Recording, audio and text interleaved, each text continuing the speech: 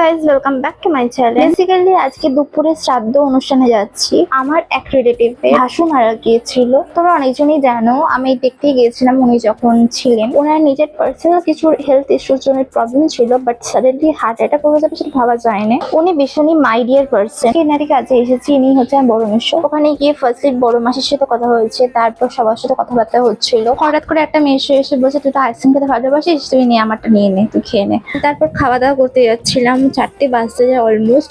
কারণ কি অনেকটাই লেট হয়ে গেছে আজকে, কখন কি আসবে না আসবে করে। ফার্স্টে প্লেন ভাত দিয়ে দিয়েছিল, তারপরে ঘি অ্যান্ড শাক ভাজা। এতটা শাক খেতে পারবো না, তাই অল্প করে নিয়ে খেয়ে নিলাম প্রথমেই।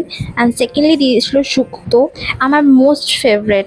এটা আমার মানে দাও পাতে আর কিছু লাগবে না, এরকম একটা অবস্থা। যাই হোক, অ্যান্ড তারপরে কমপ্লিট হতে না হতেই চলে এসেছিল মাছের মাথা দিয়ে মুগের ডাল, অ্যান্ড তার সাথে গরম গরম বেগুনি। তো আমি চেয়ে নিয়েছিলাম আর একটা দেওয়ার জন্য। অ্যান্ড তারপরে দিয়ে গেছিলো পটল চিংড়ি, আর আমার চিংড়ি মানে আমার প্রিয় একটা মাছ। অ্যান্ড সেটা কমপ্লিট না করতে করতে দিয়ে গেছিলো মাছ।